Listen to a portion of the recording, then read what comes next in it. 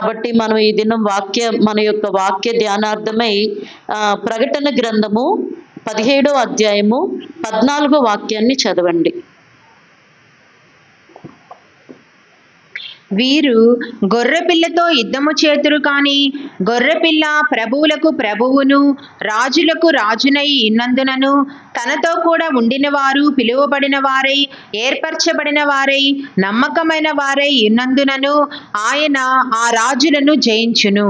ఇక్కడ మనం చూసినట్లయితే దేవునితో కూడా మనం ఉండాలంటే మొదటగా ఆయన మనల్ని పిలిచే వారిగా ఉండాలి. తర్వాత ఆయన మనలను ఏర్పరచుకోవాలి. ఆ తర్వాతే మనం ఆయనతో కూడా మనం జీవించినప్పుడు ఆయన మనల్ని ఎప్పుడైతే నమ్మకస్తులు అని ఎంచుతారో అప్పుడు మనకి ఆయన దేవుని యొక్క దీవెనను అనేది దేవుడు మనకు అనుగ్రహిస్తారు. కాబట్టి మనం ఈ దినాల్లో మనం దేవుడు మనల్ని పిలిచారు, ఏర్పరచుకున్నారు, అందుకని మనం దేవుడు మనతో ఉన్నాడు అని మనం ఏదో సాధారణమైన జీవితాన్ని చేస్తే దేవుని యొక్క దీవెన మనకు దొరకదు. కానీ మనం దేవునికి నమ్మకస్తులుగా ఉన్నప్పుడు మాత్రమే దేవుని యొక్క దీవెన అనేది మనకు దొరికిద్ది. అందుకొరకే ఇక్కడ పిలువబడిన వారు ఉన్నారు, ఏర్పరచబడిన వారు ఉన్నారు, కానీ దేవునికి నమ్మకంగా ఎవరైతే ఉంటారో వారికే దేవుని యొక్క దీవెనలను దేవుడు అనుగ్రహిస్తున్నారు. ఆయనతో కూడా మనం ఉండాలంటే మనం నమ్మకంగా ఉంటేనే ఆయన యొక్క దీవెన మనం పొందుకోవాలంటే మనం నమ్మకస్తులుగా ఉంటేనే ఆ యొక్క కార్యం మన యొక్క జీవితంలో అది జరిగింపబడుతుంది. కాబట్టి ఈ యొక్క దినాల్లో మనం ఎప్పుడు కూడా నమ్మకస్తులుగా ఉండాలి. దేవుడు తన యొక్క మత్తయి సువార్తలో చెప్పినట్లయితే మత్తయి సువార్త 25వ అధ్యాయము మనం 25వ అధ్యాయంలో చూసినట్లయితే అక్కడ ముగ్గురు దాసులకు ఆయన ఏం చేస్తున్నాడంటే ఆయన యొక్క తలాంతులను ఇస్తున్నాడు. ఆ యొక్క 5 తలాంతులు ఒక దాసునికి, 2 తలాంతులు ఒక దాసునికి, 1 తలాంతు ఒక దాసునికి, ఈ విధంగా దేవుడు తన యొక్క తలాంతులను ఇచ్చి అతడు నమ్మకస్తుడా కాదా అనే కార్యాన్ని అక్కడ తెలుసుకొనుచున్నాడు. మనం మత్తయి సువార్త 25వ అధ్యాయము 20వ వచనంలో మనం చూసినట్లయితే అప్పుడు 5 తలాంతులు తీసుకొనిన వాడు మరి 5 తలాంతులు తెచ్చి, అయ్యా నీవు నాకు 5 తలాంతులు అప్పగించితివే, అవియు కాక మరి 5 తలాంతులు సంపాదించితినని చెప్పెను. 21వ వాక్యం కూడా, అతని యజమానుడు బలా నమ్మకమైన మంచి దాసుడా, నీవు ఈ కొంచెములో నమ్మకముగా ఉంటివి, నిన్ను అనేకమైన వాటి మీద నియమించెదను, నీ యజమానుని సంతోషములో పాలు పొందుమని అతనితో చెప్పెను. ఇక్కడ ఈ యొక్క వాక్యంలో మనం చూసినట్లయితే దేవుడు మనల్ని ముందుగా పిలుచున్నాడు, తర్వాత ఏర్పరచుకుంటున్నాడు. కానీ మనం నమ్మకస్తులమా కాదా అని ఆయన మనల్ని పరిశీలించడానికి ఏం చేస్తున్నాడంటే తన యొక్క తలాంతులను దేవుడు మనకి అనుగ్రహించే వారుగా ఉన్నారు. తన తలాంతులను అనుగ్రహించినప్పుడు వాటిని మనం ఏం చేయాలంటే వాటిని మనం ఉపయోగించుకోవాలి, మన జీవితంలో దాన్ని అనుభవించాలి. ఆ తర్వాత అది ఇతరులకు ప్రయోజనపడేటట్లుగా మనం జీవించినప్పుడు మాత్రమే మనం ఏం చేయగలుగుతామంటే నమ్మకమైన వారుగా దేవుడు మనల్ని ఎంచుతారనమాట. ఇక్కడ తలాంతులు అని చెప్పినప్పుడు దేవుడు మనకి పిలిచిన తర్వాత మనల్ని ఏర్పరచుకున్న తర్వాత దేవుడు మనకి వరాలను అనుగ్రహిస్తున్నారు. దేవుని యొక్క సన్నిధానానికి రావటమే కాకుండా దేవునితో మనం జీవించటం మాత్రమే కాకుండా మనకి దేవుడు వరాలను అనుగ్రహించారు. మనకి ఆత్మీయమైన వరాలను మనం వేద గ్రంథంలో చదివినట్లయితే 9 విధములైనటువంటి ఆత్మీయమైన వరాలని దేవుడు మనకు అనుగ్రహించారు. అయితే ఆ యొక్క వరాలని మనం ఏం చేయాలంటే వాటిని మన యొక్క జీవితంలో మనము వాటిని పొందుకోవాలి, వాటిని అనుసరించాలి, వాటిని అనేకులకు ప్రయోజనంగా మార్చాలి. కాబట్టి ఇక్కడ ఈ యొక్క ఉపమానంలో దేవుడు ఏం చెప్పాడంటే తన యొక్క వరాల్ని దేవుడు మనకిచ్చినప్పుడు వాటిని మనం ఏం చేయాలంటే ఉపయోగించే వారంగా ఉండాలి, కానీ వాటిని దాచిపెట్టే వారంగా ఉండకూడదు, దాన్ని అప్రయోజనపరిచే వారంగా కూడా ఉండకూడదు. దేవుడు మనకు వరాలను ఇస్తాడు. దేవుడు మనకి 9 విధమైన వరాలను ఇచ్చాడు. వాటిలో ఒక 5 తలాంతులు మొదటగా మనకి దేవుడు ఏం చేస్తున్నాడంటే కొన్ని వరాలను ఇస్తాడు. మనం మొదటగా దేవుని యొక్క సన్నిధానంకి వచ్చిన తర్వాత మనకి మారు మనసు ఇస్తారు, ఆ తర్వాత రక్షణ అనుగ్రహిస్తారు, ఆ తర్వాత దేవుడు మనకి ఏం చేస్తాడంటే అభిషేకాన్ని ఇస్తారు, దేవుని యొక్క జ్ఞానం అనే వరాన్ని ఇస్తారు, బుద్ధి అనే ఒక వరాన్ని ఇస్తారు, వివేకం అనే ఒక వరాన్ని, విశ్వాసం అనే ఒక వరాన్ని, పరిశుద్ధాత్మ అభిషేకం అనే ఒక వరాన్ని, అన్య భాషలతో కూడిన ఒక వరాన్ని, ఈ విధంగా మనకి ఎన్నో వరాల్ని దేవుడు మనకి ఇచ్చినప్పుడు వాటిని మనం ఏం చేయాలంటే వాటిని మనం మన జీవితంలో వాటిని పొందుకోవాలి. వాటిని పొందుకోకుండా వాటిని మనం అనుసరించకుండా జీవించినట్లయితే మనల్ని దేవుడు నమ్మకస్తులుగా ఎంచరనమాట. ఈ యొక్క ఉపమానంలో అదే 5 తలాంతులు ఒక వ్యక్తికి ఇచ్చినప్పుడు ఆ యొక్క 5 తలాంతులు అతడు ఏం చేశాడంటే తను ఏం చేశాడంటే ఆయన ఇంకొక 5 తలాంతులను సంపాదించుకున్నవాడుగా ఉన్నాడు. దేవుడిచ్చిన 5 వరాలని అతడు పొందుకోకుండా ఇంకొక 5 వరాలను కూడా అతడు ఏం చేశాడు, మరలా పొందుకున్న వాడుగా ఉన్నందువలన దేవుడు ఏం చెప్తున్నాడంటే అతన్ని నమ్మకస్తుడిగా ఎంచి, బల నమ్మకమైన మంచి దాసుడా, నేను ఇచ్చిన ఈ కొన్ని వరాల్లో నువ్వు నమ్మకంగా ఉన్నావు కాబట్టి ఇంకను నీకు ఏం చేస్తాను, అనేకమైన వరాలని నీకు ఇస్తాను, అనేకులకు అది ఉపయోగపడేటట్టుగా నిన్ను మారుస్తాను అనేటువంటి ఒక కార్యాన్ని ఇక్కడ మనం చదువుతున్నాం. దేవుడు ఇక్కడ ఏం చెప్తున్నాడంటే ఆ యొక్క వ్యక్తిని అతడు అనేకంగా అతడు పొందుకొని అతడు అనేక మందికి ఉపయోగించాడు కాబట్టి, అనేకమైన వాటిని ఇంకనూ పొందుకున్నాడు కాబట్టి అతన్ని నమ్మకస్తుడిగా ఎంచిన వాడుగా ఉన్నాడు.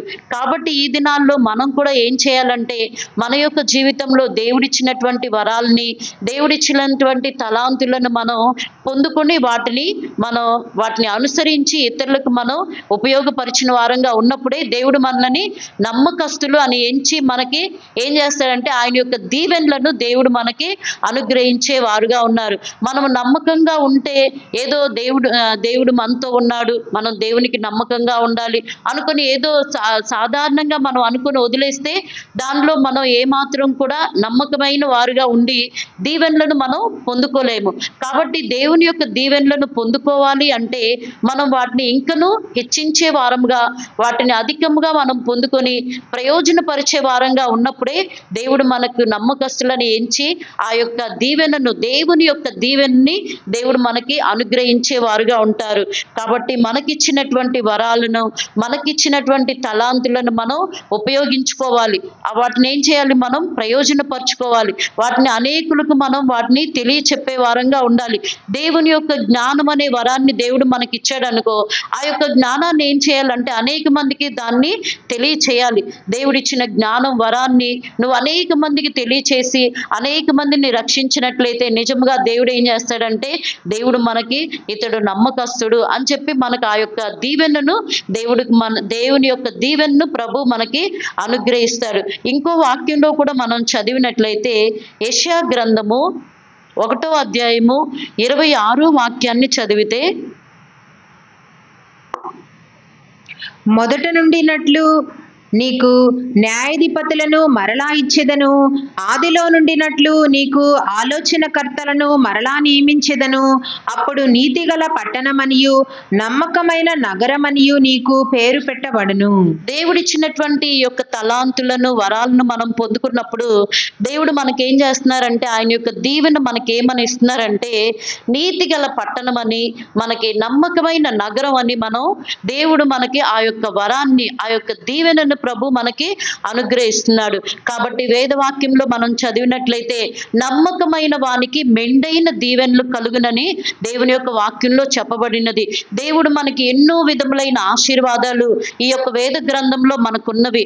కానీ అన్నిటికంటే ప్రాముఖ్యమైనటువంటి అధికమైన ఆశీర్వాదకరమైనటువంటి యొక్క దీవెన ఏంటంటే మనము నమ్మకమైన నగరం అని ఆయన మనకి ఏం చేస్తారంటే పేరు పెడతారనమాట.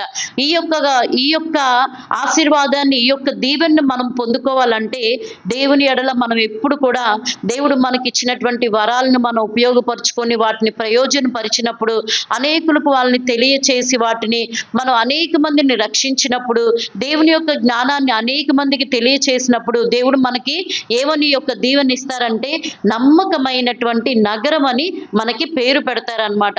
అటువంటి యొక్క పేరును, అటువంటి యొక్క మంచి యొక్క నీతిగల పట్టణం, నమ్మకమైన నగరం, మనకి ఏమని పేరంటే నీతిగల పట్టణం అని, నమ్మకమైన నగరం అని దేవుడు మనకి పేరు పెడుతున్నారు. కాబట్టి ఆ యొక్క దీవెనను మనం పొందుకోవాలి. మనం దీవెన అనగానే ఏమనుకుంటామంటే ఈ భూమి మీద మనకి అప్పులు తీరిపోవటం, లేకపోతే మన సమస్యలు తీరిపోవటం, మన కష్టాలు తీరిపోవటం, మనం ఏదైనా కావాలంటే అడిగిన వెంటనే దేవుడు మనం అడిగిన కార్యాన్ని దేవుడు మనకిస్తే అదే మనం దీవెన అనుకుంటాం. కానీ అంతకంటే ప్రాముఖ్యమైన దీవెన ఏంటంటే నమ్మకమైన నగరం అని పేరు పెట్టడమే మనకి ప్రాముఖ్యమైన దీవెన అన్నమాట. ఆ యొక్క దీవెనను మనం పొందుకోవాలంటే దేవుని ఎడల మనం ఏం చేయాలంటే నమ్మకమైన వారుగా, నమ్మకస్తులుగా మనం జీవించినప్పుడు ఖచ్చితంగా దేవుడు మనకి ఏం చేస్తాడంటే అనేకమైన వాటి మీద మనలను అధిపతులుగా మనలను మారుస్తాడు. మనం పరలోక రాజ్యంలో నమ్మకమైన నగరం అనే పేరు మనకున్నప్పుడు మనకి ఆ యొక్క ధన్యత అనేది గొప్పగా, ఆ దీవెన అనేది ఆశీర్వాదకరంగా ఉంటుంది. ఆ యొక్క దీవెనను మనం ఈ యొక్క దినాల్లో పొందుకోవాలంటే మనం దేవుని ఎడల నమ్మకమైన వారుగా, దేవుడిచ్చినటువంటి తలాంతుల్లో మనం నమ్మకమైన వారుగా జీవించినట్లయితే ఖచ్చితంగా దేవుడు మనకి ఆ యొక్క కార్యాన్ని దేవుడు మనకు అనుగ్రహిస్తాడు. దేవుడు నమ్మకమైన వారికి మెండైన దీవెనలు అంటే మనం ఆత్మీయంగా మనకి దేవుడు దీవెనలు అనుగ్రహిస్తాడు. శారీరకంగా మనం అడిగిన వాటన్నిటిని కూడా దేవుడు మనకు అనుగ్రహిస్తాడు. మనం అడిగిన ఈ భూమి మీద దేవుడు మనకు అనుగ్రహించేవి అవి చాలా అల్పమైనవి, చాలా చిన్నవి. అయితే అత్యధికమైనది పరలోకం యొక్క దీవెనను మనం పొందుకోవడం అనేది అది చాలా గొప్పది. పరలోకంలో ఆయన మనకేంటంటే నీతిగల పట్టణం అని, నమ్మకమైన నగరం అనేటువంటి ఆ యొక్క దీవెనను ప్రభు మనకు అనుగ్రహిస్తాడు. కాబట్టి ఈ యొక్క దినాల్లో దేవుడు మనకిచ్చిన వరాలని మనం ఏం చేయాలంటే ప్రయోజనపరుచుకొని మనం జీవించినట్లయితే ఖచ్చితంగా దేవుడు మనకి పరలోకంలో మనం ఒక నీతిగల పట్టణం అని మన గురించి, మనం ఒక నీతిగా నమ్మకమైన నగరం అని మన గురించి దేవుడు మనకంటూ ఒక పేరును పెడతారు. ఆ పేరు అందరూ పొందుకోవటం సాధ్యం కాదు. అది ఎవరైతే ఈ విధంగా జీవిస్తారో వారికి మాత్రమే దేవుడు ఆ పేరుని అనుగ్రహిస్తారు. కాబట్టి ఆ యొక్క కార్యాన్ని మనం పొందుకున్నట్లయితే దేవుడు మనకి ఆ దేవుని యొక్క ఆశీర్వాదం, మనం ఆ యొక్క ఆశీర్వాదాన్ని మనం పొందుకున్నట్లయితే అది మనకి ఎంతో సంతోషకరంగా, ఆనందకరంగా ఉంటదన్నమాట. ఆయన ఇంకొక వాక్యాన్ని మనం చదివినట్లయితే కీర్తన గ్రంథం 101:6 చదివినట్లయితే, నా యుద్ధ నివసించినట్లు దేశములో నమ్మకస్తులైన వారిని నేను కనిపెట్టుచున్నాను. నిర్దోష మార్గమందు నడచువారు నాకు పరిచారకులగుదురు. ఇక్కడ మనం చూస్తున్నాం, దేశమందు నా యుద్ధ నివసించినట్లు దేశంలో నమ్మకస్తులైన వారిని నేను కనిపెట్టుచున్నాను. నిర్దోష మార్గమందు నడుచువారు నాకు పరిచారకులగుతారు. దేవుడు ఎప్పుడైతే మనకి దేవుడిచ్చిన తలాంతులను మనం ఆ యొక్క వరాలను మనం ప్రయోజనపరుచుకొని ఇతరులకు మనం బయలుపరిచినప్పుడు దేవుడు మనకు నీతిగల పట్టణం అని ఎప్పుడైతే పేరు పెడతారో అప్పుడు ఆయన యొక్క దేశంలో మనం నమ్మకస్తులమని ఆయన మనల్ని కనిపెట్టి చూస్తారు. అదే సందర్భంలో మనకేమంటే ఆయన పరిచారకులుగా మనము ఉండగలమని ఇక్కడ ఒక వాక్యంలో చెప్పబడి ఉన్నది. నిర్దోష మార్గమందు నడుచువారు నాకు పరిచారకులగుతారు. మనం ఎప్పుడైతే ఆ యొక్క కార్యాలన్నిటిని మనం పొందుకున్నప్పుడు మన యొక్క జీవితం అనేది ఒక నిష్కలంకమైన జీవితంగా, ఒక పరిశుద్ధమైన జీవితంగా మనలో అది మార్పు చెందిద్ది. కనుక మనం ఏం చేస్తామంటే దేవునికి ఒక పరిచారకులుగా మనం మార్చబడే వారంగా ఉంటాం. కాబట్టి దేవునికి పరిచారకులుగా మార్చబడేది అది ఒక దేవుని యొక్క దీవెన అన్నమాట. అది అందరికీ దేవుడు ఎవరు కానీ కొంతమందికే దేవుడిస్తాడు. కానీ ఎవరైతే ఆ విధంగా జీవిస్తారో ఆ యొక్క దీవెనను దేవుడు మనకు అనుగ్రహిస్తాడు. కాబట్టి ఈ యొక్క దినాల్లో మనం ఏం చేయాలంటే దేవునికి పరిచారకులుగా, ఆయన నిర్దోష మార్గంలో నడుచుకునే వారంగా మనం ఉన్నట్లయితే నిశ్చయముగా దేవుడు మనకి నీతిగల పట్టణమని, నమ్మకమైన నగరమని దేవుడు మనకి పేరును అనుగ్రహిస్తున్నాడు. అంత మాత్రమే కాకుండా దేవుని యొక్క దీవెనలను పొందుకోవాలంటే నమ్మకస్తులుగా మాత్రమే కాకుండా ఆయన యొక్క ఆజ్ఞలను గైకొనే వారంగా ఉన్నట్లయితే కూడా దేవుని యొక్క దీవెనలు మనకి కలుగుతాయి. మనం మొదటిగా నమ్మకస్తులుగా ఉండాలి.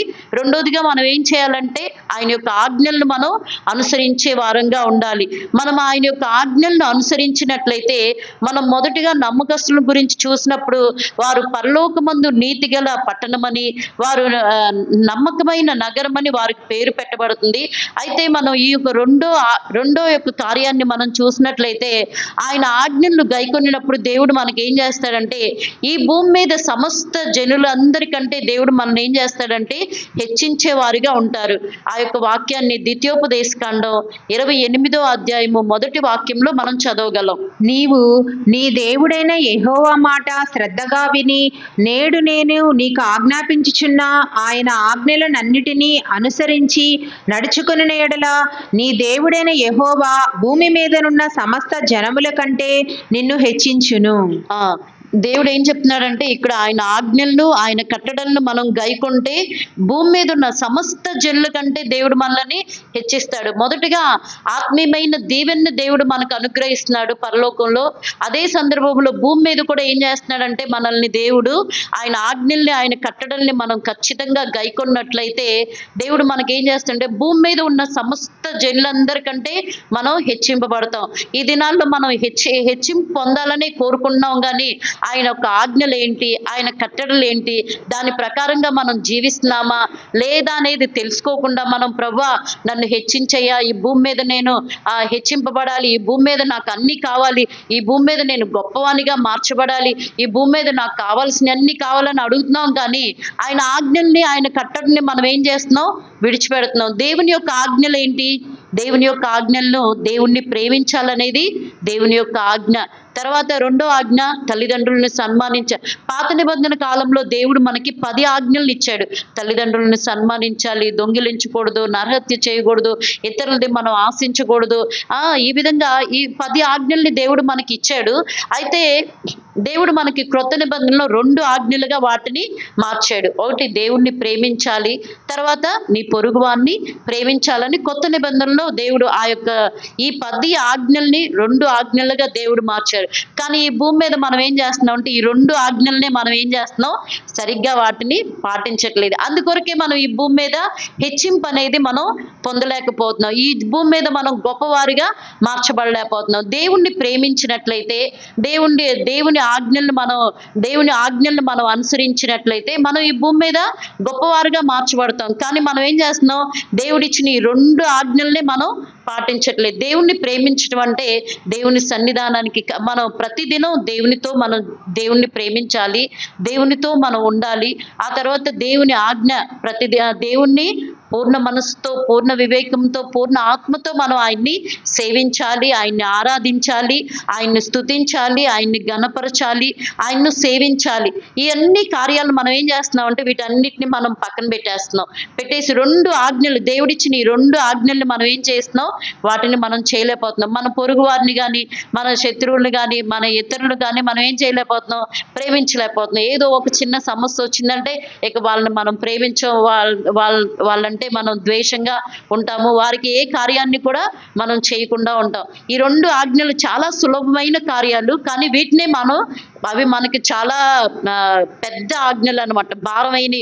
వాటిని అసలు మనం చేయలేకపోతున్నాం. ఈ భూమి మీద దేవుణ్ణి ప్రేమించడం చాలా కష్టంగా ఉంది. ఈ భూమి మీద మనం ప్రతి దినం లేచిన దినం నుంచి మన సొంత కార్యాలు చేస్తాం కానీ ఈ దినం నేను దేవుణ్ణి ప్రేమించానా, దేవునితో నేను మాట్లాడానా, దేవునితో నేను నడిచానా, దేవుని యొక్క కార్యాలను నేను జరిగించానా అని మనం ఈ దినమంతా అయిపోయిన తర్వాత మనం చూస్తే అదంతా శూన్యంగానే ఉంటుంది, ఏది కనబడదు. పొద్దున్న లేచిన దగ్గర నుంచి మన ఉద్యోగాలు, మన పిల్లలు, మన ఇంట్లో సమస్యలు, మన కార్యాలు, వీటన్నిటిని చూసుకుంటా మనం అదే విధంగా జీవించే వారంగా మన దినాలు గడిపే వారంగా ఉంటున్నాం. కానీ కొంచెం సమయం, 1 గంట సేపు, అట్లీస్ట్ 1 గంట సేపు అయినా, లేకపోతే ఒక 10 నిమిషాలు, 1 గంట కాకపోయినా ఒక 10 నిమిషాలైనా మనం ఏం చేయలేకపోతున్నాం, దేవుణ్ణి ప్రార్థించలేకపోతున్నాం, దేవుణ్ణి మనం ప్రేమించలేకపోతున్నాం, మన యొక్క కార్యాలు దేవునికి చెప్పలేకపోతున్నాము. ఈ విధంగా మన యొక్క జీవితాల్లో జరుగుతూనే ఉన్నాయి. ఒక 10 నిమిషాలు కూడా మనం దేవునికి ఇవ్వలేని వారంగా, దేవునికి సమయాన్ని ఇవ్వలేని వారంగా మనం ఉంటున్నాం. కనుక మన జీవితంలో ఆ విధంగా మన యొక్క దినాలన్నీ గడిచిపోతున్నాయి. కానీ ఈ 2 ఆజ్ఞల్ని మనం పాటించలేకపోతున్నాం. దేవుణ్ణి మనం ప్రేమించినట్లయితే మనం ఖచ్చితంగా దేవుడు మనకి ఏం చేస్తాడంటే ఆయన ఆజ్ఞలను గైకొన్నట్లయితే దేవుడు మనకి ఏం చేస్తాడు, తన యొక్క ఆశీర్వాదాలని దేవుడు మనకు అనుగ్రహిస్తాడు. ఈ భూమి మీద మనం హెచ్చుగా ఉండటానికి దేవుడు మనకి ఆయన ఆజ్ఞలను గైకొన్నప్పుడు దేవుడు మనకి సహాయం చేస్తారు. ఆయన ఆజ్ఞ అంటే ఏంటంటే దేవుణ్ణి ప్రేమించడం ఒక ఆజ్ఞ. మనం ఆ యొక్క వాక్యాన్ని 1 యోహాను రాసిన 1 యోహాను 5వ అధ్యాయము 3వ వాక్యంలో చదివినట్లయితే, మనం ఆయన ఆజ్ఞలను గైకొనుటయే దేవుని ప్రేమించుట, ఆయన ఆజ్ఞలు భారమైనవి కావు. దేవుని యొక్క ఆజ్ఞలు మనకి భారమైనవి కావు. ఏంటంటే అవి మనం భారంగా తలంచున్నాం కానీ ఆయన యొక్క ఆజ్ఞ భారమైంది కాదు. దేవుణ్ణి ప్రేమించటమే ఆయన యొక్క ఆజ్ఞ. ఆ యొక్క ఆజ్ఞను మనం ఈ దినాల్లో మన జీవితంలో అది జరుగుతుందో లేదో మనలను మనం పరిశీలించుకుంటే ఆ యొక్క కార్యాన్ని మనకు తెలియబడిద్ది. మనం ఈ భూమి మీద ఇంకా హెచ్చింపబడలేదే, మన కుటుంబాల్లో ఆశీర్వాదం లేదు అంటే ఆ యొక్క కార్యం ఏంటంటే దేవుణ్ణి ప్రేమించకపోవడం వల్లనే మన కుటుంబాల్లో ఆశీర్వాదం లేదు అని అర్థం. మన యొక్క జీవితంలో మనమే దాన్ని తెలుసుకునే వాళ్ళంగా ఉండాలి. దాన్ని తెలుసుకోకుండా నేనేది అడుగుతున్నా దేవుడు నాకు ఇవ్వట్లేదు, నా కుటుంబంలో ఏం జరగట్లేదు, నా కుటుంబంలో అన్ని తక్కువగానే ఉన్నాయి అని మనం అనుకొని మనం అలాగే జీవిస్తున్నాం. కానీ దేవుణ్ణి ప్రేమించినట్లయితే ఖచ్చితంగా దేవుని చెప్పిన వాక్యం ఏంటంటే ఆయన భూమి మీద ఉన్న సమస్త జనుల కంటే హెచ్చిస్తానని చెప్పాడు. మన కుటుంబంలో కొదువుగా ఉంది అంటే దానికి గల కారణం ఏంటంటే దేవుణ్ణి ప్రేమించకపోవటం వల్లనే మన కుటుంబంలో ఏ కార్యమైనా సరే అది కొదువుగా ఉన్నది. మనకి ఏదైనా అవసరం, మనకి ఏదైనా కావాలనేది కొదువుగా మన కుటుంబంలో ఉంది అంటే దాని యొక్క కారణం ఏంటని మనం గ్రహించినట్లయితే మనకి అది అర్థమవుతుంది. దేవుణ్ణి ప్రేమించకపోవటం వల్లనే ఆ యొక్క కార్యం మన కుటుంబాల్లో మన జీవితంలో కొదువుగా ఉందని మనం దాన్ని గ్రహించుకొని దేవుణ్ణి ప్రేమించినట్లయితే నిశ్చయముగా దేవుడు ఏం చేస్తాడంటే ఆయన యొక్క దీవెనని దేవుడు మనకి అనుగ్రహించే వారిగా ఉన్నారు. మనము ద్వితీయోపదేశ కాండంలో మనం చదివినట్లయితే ఇశ్రాయేలు జనులు కూడా ఏం చేశారంటే దేవుని యొక్క ఆజ్ఞలను ఉల్లంఘించడం వలన దేవుని యొక్క ఆశీర్వాదంలోను పొందుకోలేకుండా వాళ్ళు ఏం చేశారు, అనేక సందర్భాల్లో దేవుని యొక్క ఆజ్ఞలను పాటించలేదు. దేవుడు వారికి చెప్పినటువంటి 10 ఆజ్ఞలను వాళ్ళని అనుసరించకుండా వారు దేవునికి విరోధంగా చేయటం వలన వారు దేవుని యొక్క దీవెనలను వాళ్ళు పోగొట్టుకునే వారుగా ఉన్నారు. వారు ఎప్పుడైతే మరలా తిరిగి దేవుని యొద్దకు వచ్చి వారు మారు మనసు పొంది వారు తమ యొక్క జీవితాన్ని మార్చుకొని దేవుని ఆజ్ఞని ఎప్పుడైతే అనుసరించారో అప్పుడు వారిని మరలా దేవుడు దీవించిన వారుగా, దేవుడు వాళ్ళని ఆశీర్వదించిన వారుగా ఉన్నారు.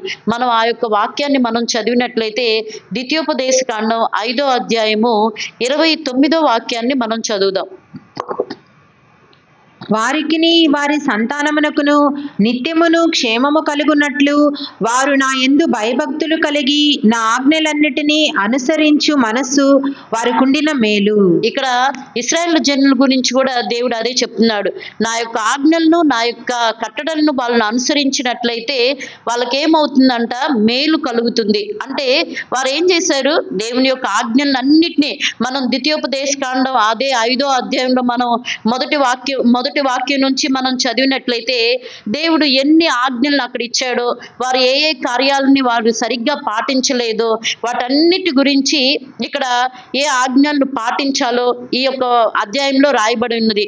అప్పుడు దేవుడు ఏం చెప్తున్నాడంటే ఈ యొక్క ఆజ్ఞలను, ఈ యొక్క కట్టడాలన్నిటిని వాళ్ళు పాటించినట్లయితే వాటిని అనుసరించే మనసు వారికి ఉంటే చాలు, వాళ్ళకి మేలు కలుగుతుంది అని చెప్పి ఇశ్రాయేలు గురించి చెప్తున్నాడు అనమాట. అలాగే ఆత్మీయ ఇశ్రాయేలుగా ఉన్న మనల్ని గురించి కూడా దేవుడు అదే చెప్తున్నారు. మీరు దేవుణ్ణి ప్రేమించినట్లయితే, దేవుని ఆజ్ఞని మీరు గైకొన్నట్లయితే ఖచ్చితంగా దేవుడు ఆశీర్వదిస్తానని చెప్తున్నాడు.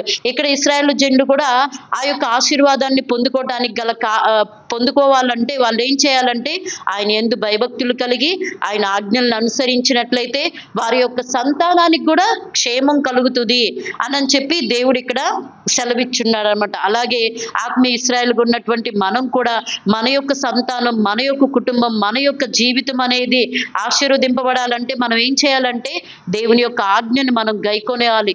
దేవుని యొక్క ఆజ్ఞ అంటే దేవుణ్ణి ప్రేమించటం, దేవుని యొక్క ఆజ్ఞ. ఆ యొక్క ఆజ్ఞను మనం గైకొన్నట్లయితే ఖచ్చితంగా దేవుడు మనకి ఏం చేస్తాడంటే మేలు కలుగు చేస్తాడు. భూమి మీద ఉన్నటువంటి సమస్త జనుల కంటే కూడా దేవుడు మనకి ఆ యొక్క ఆశీర్వాదాన్ని హెచ్చింపబడేటువంటి ఆశీర్వాదాన్ని మనకి అనుగ్రహిస్తాడు. దాన్ని గ్రహించుకొని మనం ఈ దినాల్లో ఏం చేయాలంటే అధికంగా మన కుటుంబంలో ఏది తక్కువగా ఉన్నా దానికి గల కారణం ప్రభువా నేను నిన్ను సరైన విధంగా ప్రేమించలేదు అనే కార్యాన్ని మనం తెలుసుకోవాలి. మనం తెలుసుకున్నట్లయితే ఖచ్చితంగా దేవుడు మనకి ఆ కార్యంలో మనకి ఏం చేస్తాడు తెలుసుకొని దాన్ని మనం దేవుణ్ణి ప్రేమించటం, మనం అనుసరించటం మనం ప్రారంభించినట్లయితే ఖచ్చితంగా ఆ యొక్క ఆశీర్వాదం భూమి మీద దేవుడు మనకి ఇచ్చే ఆశీర్వాదం భూమి మీద దేవుడు అందరికంటే ఎక్కువగా హెచ్చింపజేస్తాడు చేస్తాననే ఆశీర్వాదాన్ని దేవుణ్ణి ఎరిగిన బిడ్డలకే దేవుడు ఆ యొక్క వాక్యాన్ని అనుగ్రహించారనమాట. ఆ యొక్క వాగ్దానాన్ని కూడా దేవుడు ఏం చేశారంటే దేవుణ్ణి ఎరిగిన బిడ్డలకే వాటన్నిటిని అనుగ్రహించారు. దేవుని చేత పిలువబడిన వారు, దేవుని చేత ఏర్పరచబడిన వారికి, దేవుని చేత నమ్మకస్తులను ఎంచబడిన వారికే ఈ యొక్క వాగ్దానాన్ని దేవుడు వాళ్ళకి అనుగ్రహించారు. కాబట్టి మనం ఏం చేయాలంటే ఖచ్చితంగా మన కుటుంబాల్లో ఆశీర్వాదం కావాలంటే, ఈ భూమి మీద మనం అందరికంటే హెచ్చుగా ఉండాలంటే, మనం అధికంగా దేవుణ్ణి ప్రేమించే వారంగా మనం ఉన్నట్లయితే ఖచ్చితంగా దేవుడు మనకి ఇస్తారు. అది ఒకవేళ మన జీవితంలో కానీ మన కుటుంబంలో కొదువుగా ఉన్నట్లయితే మనం ఆశీర్వదింపబడలేదు అంటే కారణం అది మన జీవితంలో కొదువుగా ఉందనే అర్థం చేసుకొని మనం ఏం చేయాలి, ఇక మీదట రాబోయే దినాల్లో మనం అధికంగా దేవుణ్ణి ప్రేమించినట్లయితే ఖచ్చితంగా దేవుడు మనకేం చేస్తారు, ఆయన యొక్క దీవెనను మనకి అనుగ్రహిస్తారు. ఆయన యొక్క దీవెన ఏంటంటే అందరికంటే, ఈ భూమి మీద అందరికంటే మనమే హెచ్చింపబడే వారంగా ఉంటాం. మనం తక్కువగా ఉన్నామంటే ఈ భూమి మీద అర్థం ఏంటంటే ఆయన దీవెనకి మనం తక్కువగా ఉన్నామంటే ఖచ్చితంగా మనం దేవుణ్ణి ప్రేమించలేదని మనల్ని మనమే గ్రహించుకోవాలి. మనం వేరే వారిని చూసి చెప్పాల్సిన అవసరం లేదు. దాన్ని మనమే గ్రహించుకొని మనం జీవితాన్ని ప్రారంభించినట్లయితే ఖచ్చితంగా దేవుడు మనకి ఆయన యొక్క దీవెనను మనకు అనుగ్రహిస్తారు. ఇంకోటిగా మనం దేవుని యొక్క దీవెనను మనం పొందుకోవాలంటే మనం కన్నీటితో ప్రార్థన చేసినట్లయితే కూడా దేవుడు మనకి దీవెన్ని అనుగ్రహిస్తారు. మొదటిగా ఆయనకి నమ్మకంగా ఉంటే దీవెన ఇస్తారు. రెండోదిగా ఆయన ఆజ్ఞలను గైకుంటే దీవెన ఇస్తారు. మూడోదిగా మనం కన్నీటితో ప్రార్థన చేసినట్లయితే కూడా దేవుడు మనకి ఏం చేస్తారంటే ఆయన యొక్క దీవెన్ని మనకు అనుగ్రహిస్తారు. కన్నీటితో కన్నీటి యొక్క ప్రార్థన గురించి మనం కీర్తన గ్రంథం 126వ అధ్యాయము 5వ వాక్యంలో చదువుదాం. కన్నీళ్లు విడుచుచు విత్తువారు సంతోషగానముతో పంట కోసెదరు. కన్నీళ్లు విడుచుచు విత్తువారు సంతోషగానంతో పంట కోస్తారంట.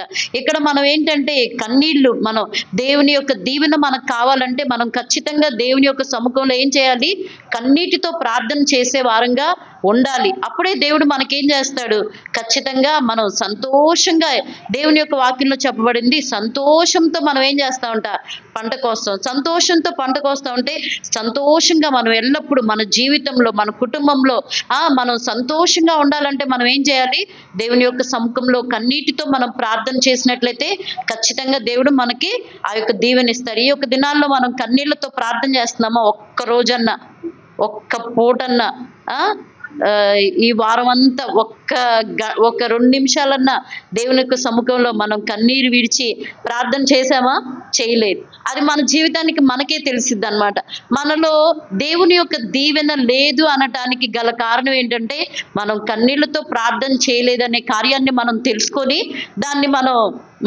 దాన్ని తెలుసుకొని ఏం చేయాలంటే దాన్ని మనం మరలా మన జీవితాన్ని మార్చుకొని ఏం చేయాలి, మనం ప్రార్థించినట్లయితే ఖచ్చితంగా దేవుని యొక్క దీవెనని దేవుడు మనకి అనుగ్రహిస్తాడు. అందుకనే ఇక్కడ వాక్యంలో కన్నీళ్లతో విత్తువాడు ఏం చేస్తాడు, సంతోషగానంతో పంట కోస్తారంట. మనం కన్నీళ్లతో ప్రార్థన చేసినట్లయితే నిశ్చయముగా దేవుడు మనకి ఏం చేస్తాడు, తన యొక్క దీవెనను ప్రభు మనకి అనుగ్రహించేవారుగా ఉంటారు.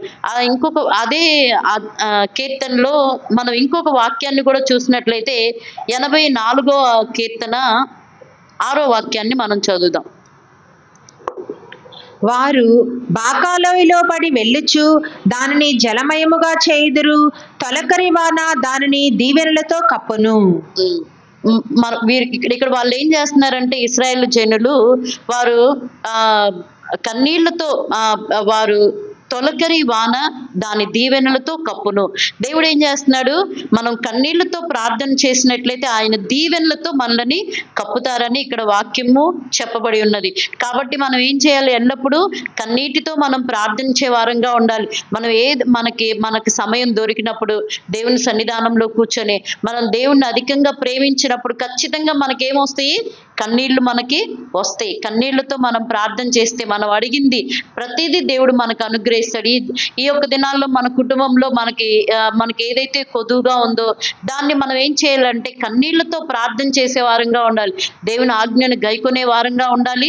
దేవుణ్ణి ప్రేమించే వారంగా ఉండాలి. రెండోదిగా మనం కన్నీళ్లతో మనం ప్రార్థన చేస్తే ఖచ్చితంగా మనకి ఏదైతే కొదువుగా ఉందో, మన కుటుంబంలో ఏదైతే కొరతగా ఉందో దానిలో నుంచి దేవుడు మనకి విడుదలను అనుగ్రహించి మనకి దీవెనని అనుగ్రహిస్తారనమాట. ఇంకొక వాక్యంలో కూడా మనం చదివినట్లయితే ఈ యొక్క కార్యాన్ని గురించి యోవేలు 2వ అధ్యాయము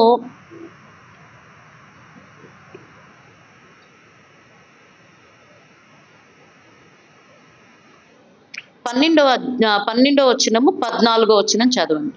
ఇప్పుడైనను మీరు ఉపవాసముండి కన్నీరు విడుచుచు దుఃఖించుచు మనపూర్వకముగా తిరిగి నా యొద్దకు రండి.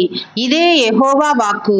ఒకవేళ ఆయన మనసు తిప్పుకొని పశ్చాత్తాపపడి మీ దేవుడైన యెహోవాకు తగిన నైవేద్యమును పానార్పణమును మీకు దీవెనగా అనుగ్రహించును. ఇక్కడ మనం కన్నీళ్లు విడుచు దుఃఖించు మనపూర్వకంగా ఆయన యొద్దకు తిరిగినప్పుడు ఏం చేస్తాడంట? ఖచ్చితంగా ఆయన యొక్క దీవెనని దేవుడు మనకి అనుగ్రహిస్తారు. కాబట్టి ఇక్కడ మనం ఈ యొక్క వాక్యంలో చదివినట్లయితే మన దేవుడు కరుణ వాత్సల్యత గల దేవుడు, శాంతమూర్తి గల దేవుడు, అత్యంత కృపగలవాడు. కాబట్టి మనకేదైనా కీడు కలిగినప్పుడు దాని నుండి మనలను తప్పించడానికి ఆయన సమర్థుడైనటువంటి దేవుడు. కాబట్టి మన యొక్క కష్టాలు, మన యొక్క శ్రమలు, మన యొక్క ఇబ్బందుల గురించి మనం దేవుని యొక్క సముఖంలో మనం కన్నీటితో ప్రార్థన చేసినట్లయితే నిశ్చయముగా మన దేవుడు కరుణ గల దేవుడు, ఆయన కనికరం గల దేవుడు. ఖచ్చితంగా ఆయన ఏం చేస్తాడు? మన కన్నీటిని చూసి ఆయన మనకి సహాయం చేసే దేవుడు అన్నమాట. కాబట్టి మనకి ఏదైనా కష్టం, మన కుటుంబంలో ఏదైనా ఇబ్బందిగా ఉంది, ఏదైనా కష్టంగా ఉంది, కుటుంబంలో ఆర్థిక సమస్యగా ఉంది, అప్పుల సమస్యగా ఉంది, ఇలాంటి ఏదైనా సమస్యలు, లేకపోతే మన కొంతమందికి వారి కుటుంబాల్లో సమస్యలు ఎన్నో ఉంటాయి. ఆ సమస్యలన్నిటి కొరకు వాళ్ళు ఏం చేయాలంటే దేవుని యొక్క సముఖంలో కన్నీళ్లతో ప్రార్థన చేస్తే దేవుడు ఖచ్చితంగా ఏం చేస్తాడు? దీవెనను అనుగ్రహిస్తాడు. ఎందుకంటే మన దేవుడు ఎలాంటి వాడు? కరుణ గల దేవుడు, ఆయన కనికరం గల దేవుడు, అత్యంత కృపగల దేవుడు అన్నమాట. దేవుడు మనకి ఆయన కనికరించేవాడు కాబట్టి మనల్ని ఏం చేస్తాడు? ప్రతి విధమైనటువంటి కష్టంలో నుంచి, ఇబ్బందిలో నుంచి, బాధలో నుంచి, ప్రతి విధమైన మనకు కలిగే కీడులో నుంచి కూడా మనల్ని తప్పించాలి అంటే వాటన్నిటినీ దేవుడు తప్పించాలి అంటే మన జీవితంలో ఏముండాలి? కన్నీటి ప్రార్థన మనకు ఉండాలి. మొదటిగా దేవుణ్ణి ప్రేమించాలి. రెండోదిగా మనం కన్నీళ్లతో ప్రార్థన చేస్తే ఖచ్చితంగా దేవుడు ఏం చేస్తాడు? ఆయన కృపగల దేవుడు, కరుణ గల దేవుడు. మనుషులైతే కఠినాత్ములుగా ఉంటారు, కానీ దేవుడు అలా కాదు. ఆయన కరుణ గల దేవుడు కాబట్టి ఖచ్చితంగా మన కన్నీటికి ఆయన జవాబుని అనుగ్రహించి మనకేం చేస్తాడు? దీవెనని అనుగ్రహించే దేవుడుగా ఉంటాడు. ఆయన ఒకవేళ మనం తప్పు చేసో పాపం చేసో దేవునికి దూరంగా ఉన్నా కూడా మనం దేవుని సముఖానికి వచ్చి మనం ప్రార్థిస్తే ఆయన ఏం చేస్తాడు?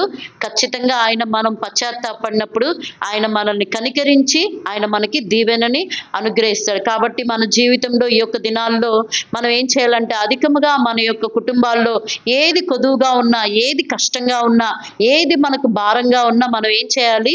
దేవుని యొక్క సన్నిధానంలో కన్నీటితో మనం ప్రార్థన చేస్తే దేవుడు మనకి మన దేవుడు దీవెనని అనుగ్రహించే దేవుడు. ఇంకొక కార్యాన్ని మనం చూసినట్లయితే మనము మొదటిగా నమ్మకంగా ఉండాలి, రెండోదిగా దేవుణ్ణి ప్రేమించాలి, మూడోదిగా మనం కన్నీటితో ప్రార్థించాలి, నాలుగవదిగా మనం ఏం చేయాలంటే మనం న్యాయంగా నడుచుకునే వారంగా ఉన్నట్లయితే ఖచ్చితంగా దేవుని యొక్క దీవెన అనేది మనకి కలుగుతుంది. మనం ప్రతి విషయాల్లో మనం న్యాయంగా ఉండాలి. ఏ కార్యంలో అయినా సరే న్యాయమైన వారంగా, న్యాయమైన జీవితాన్ని మనం చేయాలి. మనం అపనమ్మకస్తులుగానో లేకపోతే తప్పు కార్యాలని చేసే వారంగా ఉండకూడదు. కానీ మన జీవితంలో మనం ఎప్పుడు కూడా ప్రతి విషయంలో మనం న్యాయంగా నడుచుకునే వారంగా ఉన్నట్లయితే ఖచ్చితంగా దేవుడు మనకి ఏం చేస్తారు? ఆయన యొక్క దీవెనని ప్రభు మనకి అనుగ్రహిస్తారు. కాబట్టి మనం వాక్యం చదివినట్లయితే సామెతల గ్రంథం 24వ అధ్యాయము 25వ వాక్యాన్ని చదవండి. న్యాయముగా తీర్పు తీర్చు వారికి మేలు కలుగును, క్షేమకరమైన దీవెన అట్టి వారి మీదకి వచ్చును. న్యాయముగా తీర్పు తీర్చు వారికి ఏం కలిగిద్ది? మేలు కలిగిద్ది. వారికి దేవుడు ఏ యొక్క దీవెనని ఇస్తారంటే క్షేమకరమైనటువంటి దీవెన, అంటే మనం సుఖముగా ఉండేటువంటి దీవెనని దేవుడు మనకి అనుగ్రహిస్తారు. మనం ఎప్పుడు కూడా మన యొక్క జీవితంలో న్యాయంగా యథార్థంగా మన యొక్క కార్యంలో మనం ప్రవర్తించినట్లయితే మనకి ఏ యొక్క దీవెనని ఇస్తాడంట దేవుడు? క్షేమకరమైన దీవెన. అంటే మనం ఎల్లప్పుడూ సుఖంగా మనం న్యాయంగా ఉన్నట్లయితే మన కుటుంబాల్లో మన జీవితంలో మనం న్యాయంగా ఉంటే మనం ఏం చేస్తాం? సుఖముగా ఉంటాం అన్నమాట. ఏ కష్టం మనకి కలగదు, ఏ ఇబ్బంది మనకి కలగదు. అటువంటి దీవెనని మనకి ఇస్తాడని దేవుని యొక్క వాక్యంలో చెప్పబడింది. ఈ యొక్క వాక్యం మనం న్యాయంగా తీర్పు తీర్చిన, న్యాయంగా మనం నడుచుకున్నట్లయితే దేవుడు ఏం చేస్తాడంటే క్షేమకరమైన దీవెన వారికి అనుగ్రహిస్తానని చెప్పి దేవుని యొక్క వాక్యంలో చెప్పబడిన విధంగా మనం ఏం చేయాలంటే మన యొక్క జీవితంలో మనం ఎప్పుడు కూడా న్యాయముగా నీతిగా యథార్థంగా మనం నడుచుకున్నట్లయితే దేవుడు ఖచ్చితంగా మన జీవితంలో సంతోషంగా సమాధానంగా మన కుటుంబాల్లో మనం జీవించగలుగుతాం.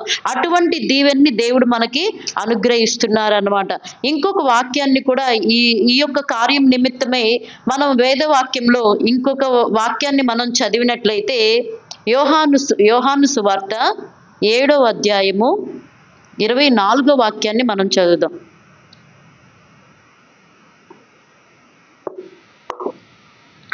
వెలిచూపును బట్టి తీర్పు తీర్చక న్యాయమైన తీర్పు తీర్చుడనెను. మనం న్యాయంగా నడుచుకోవాలి. ఏదైనా మనం ఎవరికైనా తీర్పు తీర్చాలి అన్నప్పుడు మనం ఏం చేయాలంటే ఏదో మనకు తెలిసిన వాళ్ళు ఉన్నారనుకో, మనం వాళ్ళ మీద కనికరంతో ఏదో ఒక తీర్పు వాళ్ళకి అనుకూలంగా మనం వారితో మనం మాట్లాడకూడదు. మనం ఏం చేయాలంటే ఏదైనా సరే న్యాయంగా కరెక్ట్గా మనం మాట్లాడితే ఖచ్చితంగా దేవుడు మనకి సుఖ జీవితాన్ని మనకు అనుగ్రహించే వారుగా ఉంటారన్నమాట. కాబట్టి ఈ యొక్క దినాల్లో మనకి దీవెన కనగాలంటే మనం న్యాయంగా నీతిగా న్యాయమైనటువంటి వారంగా నడుచుకున్నట్లయితే మనకి ఆయన దీవెనను, సుఖమైనటువంటి దీవెన, మనం క్షేమముగా ఉండేటువంటి దీవెనను దేవుడు మనకి అనుగ్రహిస్తున్నారు. దయగల దృష్టి గల వారి మీద కూడా ఆయన ఏం చేస్తున్నాడంటే తన యొక్క దీవెనని ఆయన కుమ్మరిస్తున్నాడు. మనం ఈ భూమి మీద దయగలిగిన వారిగా, మనం కనికరం కలిగిన వారిగా ఉండాలి. మన దేవుడు కరుణ గలవాడు, దయగల దేవుడు, కనికరం గల దేవుడు. దేవుణ్ణి మనం ప్రేమించినట్లయితే ఆ స్వభావాలు మన జీవితంలో ఖచ్చితంగా దేవుడు ఏం చేస్తాడు? మనకి అనుగ్రహిస్తాడు.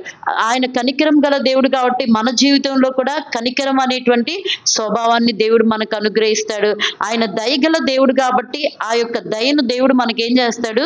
మన జీవితంలో కూడా అనుగ్రహిస్తాడు అన్నమాట. మనం ఎప్పుడు దేవునికి నమ్మకంగా, దేవుణ్ణి ప్రేమించి, మనం ఎల్లప్పుడూ దేవుని యొద్ద మనం ప్రతిదీ కన్నీటితో మనం అడిగి మనం జీవించే వారంగా ఉన్నట్లయితే, న్యాయంగా నడుచుకునే వారంగా ఉన్నట్లయితే మన యొక్క స్వభావం కూడా ఎలా మార్చబడిద్ది అంటే దేవుని వల్లే మన యొక్క స్వభావాన్ని కూడా దేవుడు మారుస్తారు.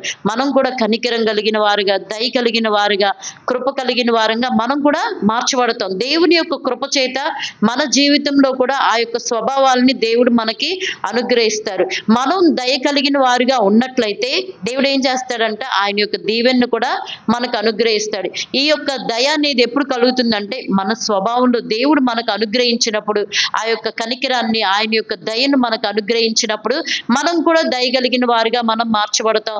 దయగలిగినటువంటి జీవితాన్ని మనం కూడా చేయగలుగుతాం. మనం దయ కలిగిన వారుగా ఉన్నట్లయితే ఖచ్చితంగా దేవుడు ఏం చేస్తాడంటే ఆయన యొక్క దీవెనను దేవుడు మనకి అనుగ్రహించే వారుగా ఉన్నారు. కాబట్టి మనం సామెతల గ్రంథం 22వ అధ్యాయము 9వ వాక్యంలో చదివినట్లయితే, దయాదృష్టి కలవాడు తన ఆహారములో కొంత దరిద్రునికిచ్చును, అట్టివాడు దీవెన నందును. ఇక్కడ ఏం చేస్తున్నాం? దేవుని వల్లే మనం కూడా ఏం చేస్తాం? మన యొక్క స్వభావం కూడా మార్చబడిద్ది. దయ కలిగిన వారుగా మనం మార్చబడతాం, కనికరం కలిగిన వారంగా మార్చబడతాం. కాబట్టి మనకు కూడా ఏమైద్ది అన్నమాట, మనకి ఉన్నటువంటి దానిలో మనం ఏం చేయగలుగుతాం? మనం ఇతరులకి పెట్టినట్లయితే దేవుడు మనకి ఏం చేస్తాడంట? ఆయన యొక్క దీవెనని మనకు అనుగ్రహిస్తాడంట. అందుకొరకే మనం కూడా ఈ భూమి మీద ఏం చేయాలి? దయ కలిగిన వారుగా, జాలి కలిగిన వారుగా, కనికరం కలిగిన వారుగా మనం జీవించాలి. అప్పుడే మన దానిలో నుంచి మనకి దయ లేకపోతే, మనం ఎవరైనా వస్తే ఏదన్నా అడిగితే మనం ఇవ్వగలుగుతామా? సరే సరే పో అంటాం మనం. అవునా? మనం ఏ కార్యాన్ని మనం దాన్ని చేయలేం. మనలో ఒక దయ గాని, కనికరం గాని మనకు ఉన్నట్లయితే మనం ఏం చేస్తాం? ఏదైనా వాళ్ళు అడిగినప్పుడు, వాళ్ళకి ఏదైనా సహాయం కావాలన్నప్పుడు వెంటనే మనం ఏం చేస్తాం? ఇవ్వటానికి సిద్ధంగా ఉంటాం అన్నమాట. అది దేవుని యొక్క స్వభావం. కాబట్టి మనం కూడా ఈ భూమి మీద దయ కలిగిన వారంగా మనం జీవిస్తే దేవుడు ఏం చేస్తాడంట? మనకి ఆహారం, మనకి దేవుడిచ్చే ఆహారం ఏది కూడా కొదువుగా ఉండదు. అది ఆత్మీయమైన ఆహారం. రెండోది మన కుటుంబం యొక్క ప్రతి అవసరతలు అన్నమాట. మనం దయగలిగిన వారంగా ఉంటే మన కుటుంబంలో ఏది కూడా కొదువుగా ఉండదు. అన్ని దేవుడు సమృద్ధిగా ఇస్తాడు. ఏం చెప్పాడు? నన్ను ఆశ్రయించిన వారికి ఏ మేలు కొదువై ఉండదు అని చెప్పాడు దేవుడు. అందుకొరకే మన కుటుంబంలో ఏది కొదువుగా ఉండదు. మనం దయగలిగిన వారంగా ఉన్నట్లయితే మన కుటుంబం ఎప్పుడు ఆశీర్వాదంగా ఉంటది. మన కుటుంబంలో అది లేదు, ఇది లేదు అనే సమస్య అనేది మనకు ఉండదు. అన్ని సమృద్ధిగా దేవుడు మనకి ఖచ్చితంగా ఉంచుతాడనమాట. దేవుణ్ణి ఎప్పుడైతే మనం ఎరిగి ఆయన్ని మనం ఎక్కువగా ప్రేమిస్తామో అప్పుడు ఆయన యొక్క ఆశీర్వాదాన్ని దేవుడు మనకి అనుగ్రహించే దేవుడుగా ఉన్నాడు.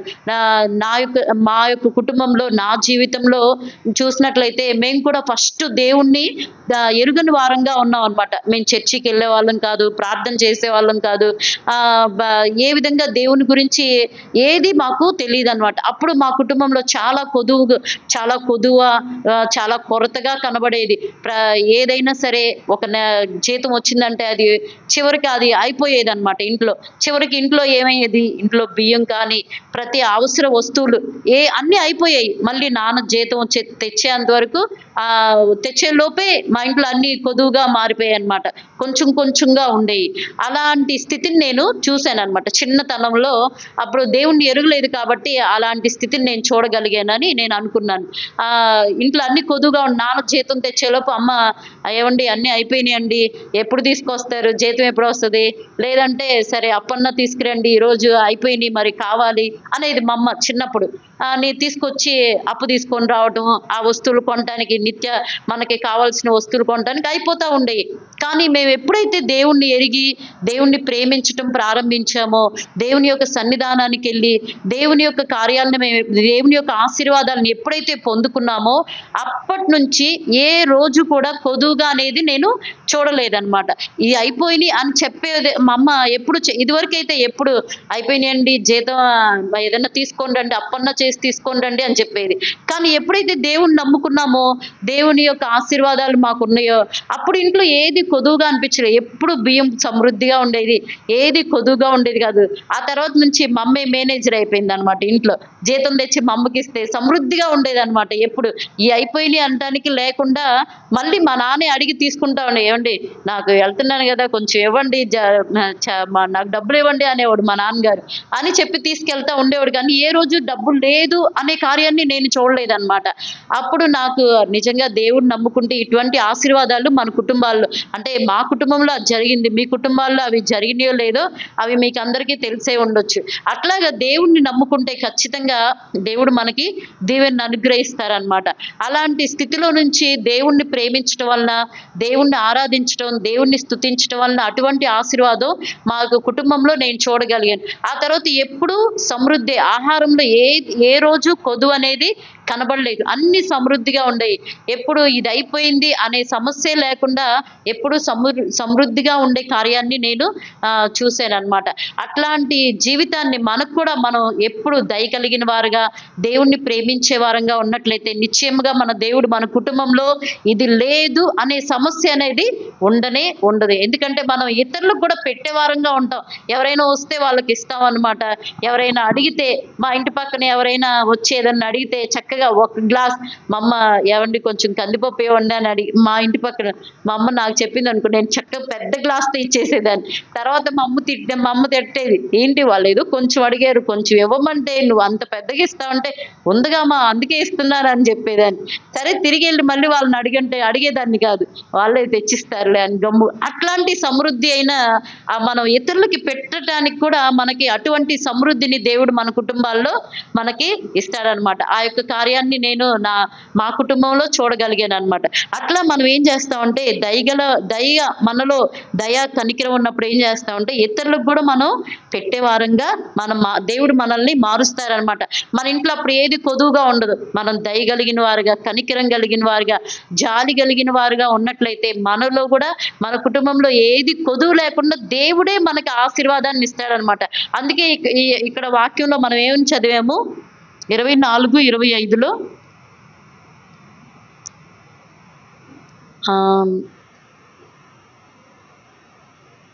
22:9లో కదా, 22:9. దయాదృష్టి గలవాడు తన ఆహారములో కొంత దరిద్రునికిచ్చును, అట్టివాడు దీవెన నందును.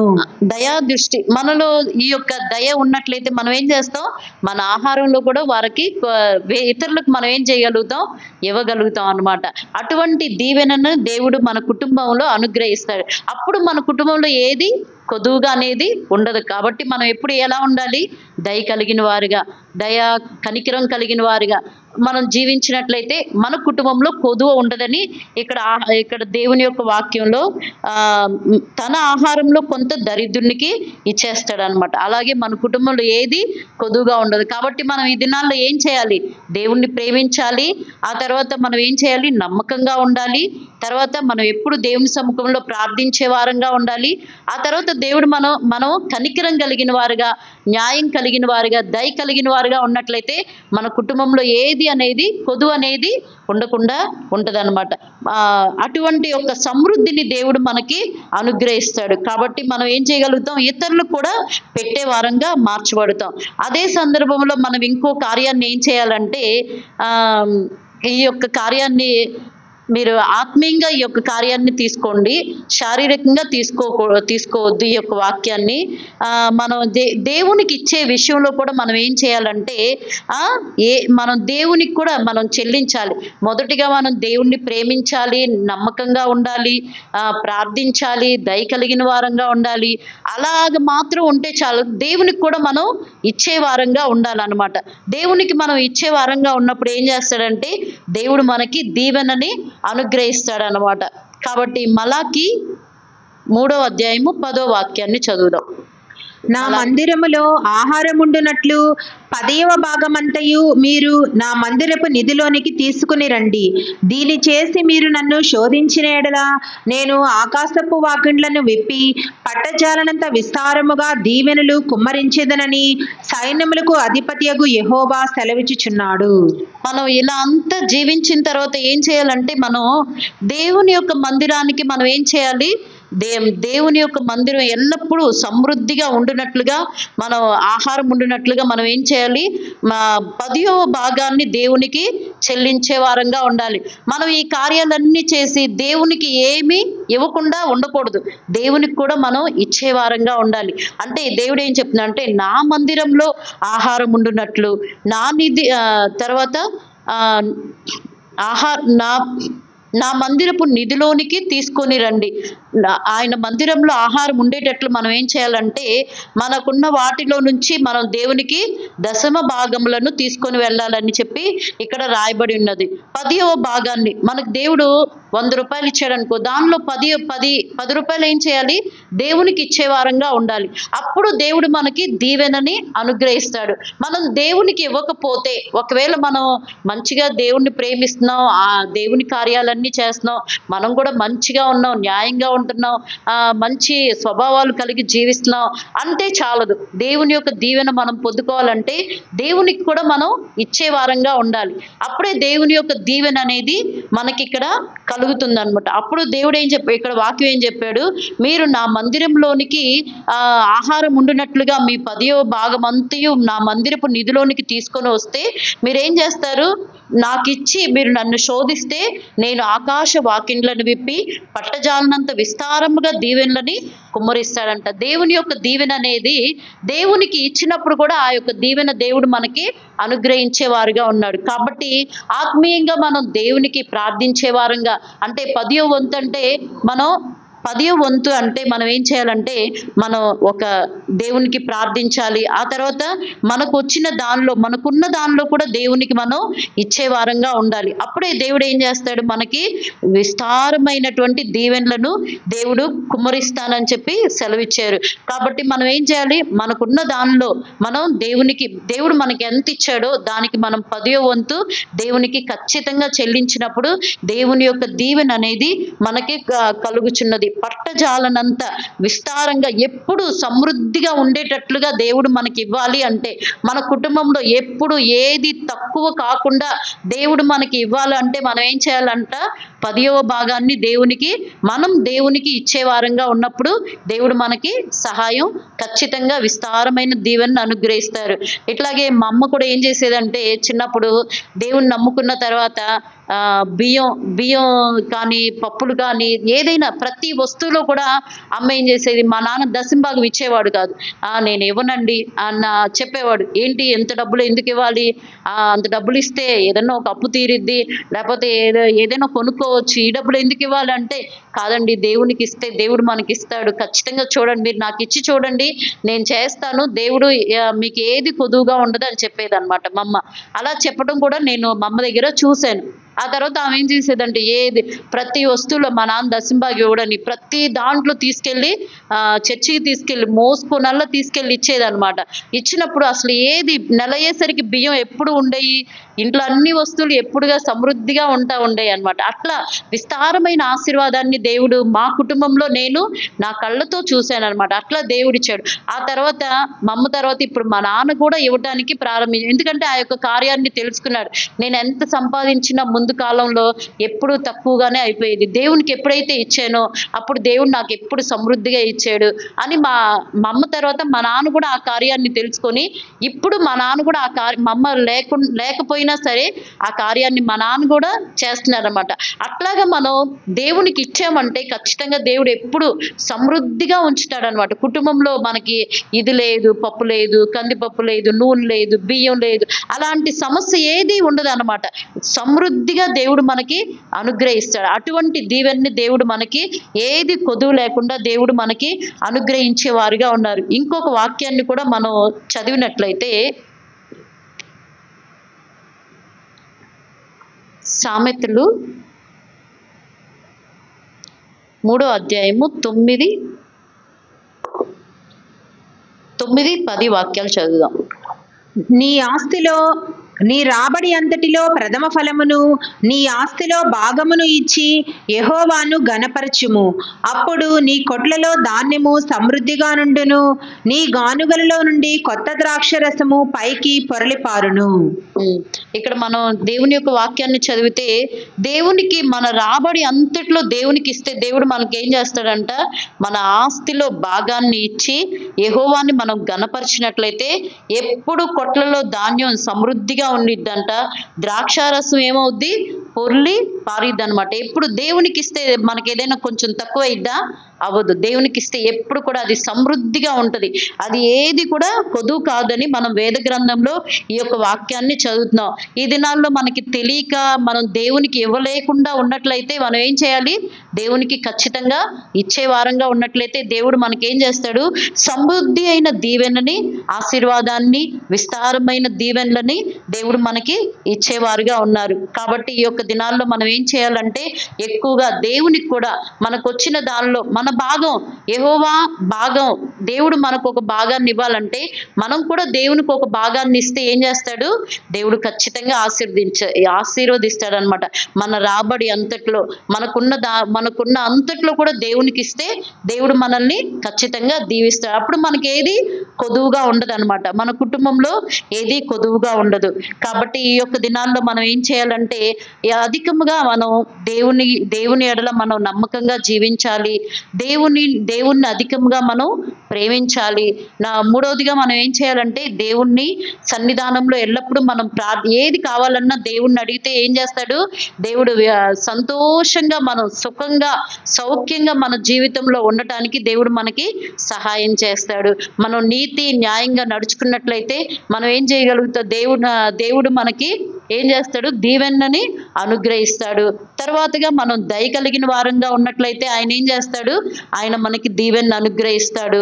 తర్వాత మనం దేవునికి ఇచ్చినట్లయితే మనకేం చేస్తాడు? ఆయన మన యొక్క అంతటిలో మన ఆస్తి, మన యొక్క కొట్లు అన్నీ కూడా సమృద్ధిగా, మన కుటుంబంలో ఏది కొదువు లేకుండా దేవుడు మనకి ఇచ్చేవారుగా ఉంటారు. కాబట్టి ఈ యొక్క దీవెనలన్నీ మనం ఈ దినాల్లో పొందుకున్నప్పుడే మనం ఏం చేయగలుగుతాం? దేవునితో కూడా మనం ఏలుబడి చేయగలుగుతాం అన్నమాట. ఈ దీవెనలు మనలో లేకపోతే మనం దేవుడు వచ్చినప్పుడు దేవునితో కూడా మనం ఏలుబడి చేయలేం. దేవునితో కూడా మనం జీవించాలన్నా, దేవునితో కూడా ఆ నిత్య రాజ్యంలో మనం ఏలుబడి చేయాలన్నా ఈ భూమి మీద మనం ఏం చేయాలి? ఆశీర్వదింపబడిన వారంగా ఉండాలి, దేవుని కొరకు జీవించిన వారంగా ఉండాలి, దేవునికి ఇచ్చే వారంగా ఉండాలి, దేవుణ్ణి ప్రేమించే వారంగా, అన్ని విషయాల్లో నమ్మకంగా ఉన్నట్లయితే ఖచ్చితంగా దేవుడు ఈ దీవెనలన్నీ దేవుడు మనకి అనుగ్రహిస్తారు. ఈ దీవెనలన్నీ వేదవాక్యంలో మీకు వాక్యాలు చూపించాను, వాటన్నిటిలో ఉన్నాయి. కాబట్టి మీరు ఏం చేయాలంటే వాటన్నిటిని చదివి మీరు మీ కుటుంబంలో ఇక మీదట ఏది కొదువుగా ఉందో దాన్ని గ్రహించి మీరు ప్రార్థన చేసుకొని ఏం చేయాలి? ప్రార్థన చేసి సమృద్ధిని మీరు పొందుకోవాలి. దేవుడు ఈ దినాల్లో మనకి అటువంటి దీవెనలను ఆత్మీయంగా పొందుకోవాలి, శారీరకంగా పొందుకోవాలి. ఆత్మీయమైన తలాంతుల్ని మనం పొందుకోవాలి. మొదటిగా దేవుడు ఏం చేశాడు? మనం నమ్మకంగా ఉంటే మొదటిగా మనకి భూమి మీద కంటే ఆత్మీయతనే దేవుడు ఎక్కువగా చూస్తారు. కాబట్టి మన జీవితంలో మొదటిగా ఆత్మీయమైన ఆశీర్వాదాలను పొందుకోవాలి. ఆ తర్వాత ఈ భూమి మీద ఆశీర్వాదాలు పొందుకోవటానికి దేవుడు మనకి పొందుకోవటానికి కూడా మనం ప్రయాసపడినట్లయితే దేవుడు మనకి దీవెనను అనుగ్రహిస్తాడు. కాబట్టి ఈ యొక్క దినాల్లో మన జీవితంలో, మన కుటుంబాల్లో ఏదైతే కొదువుగా ఉందో వాటన్నిటిని మనం గ్రహించి దేవుని కొరకు మనం జీవించినట్లయితే దేవుడు మనకి ఆయన యొక్క దీవెనను అనుగ్రహించేవారుగా ఉన్నారు. కాబట్టి దేవుడు మనకి ఈ దినాల్లో మనల్ని ఆశీర్వదించినట్లుగా ఆత్మీయమైన ఆశీర్వాదాలని, భూ సంబంధమైన దీవెనలను మనం పొందుకొని ఎల్లప్పుడూ దేవునితో నిత్యానిత్యం ఏలుబడి చేయటానికి దేవుడు మనందరికీ సహాయం చేయనట్లుగా ఆయన రాకడలో మనం ఆ మహిమగల సియోన్లో, యెరూషలేములో కనబడే కృపను దేవుడు మనకు అనుగ్రహించినట్లుగా స్తోత్రించెదము.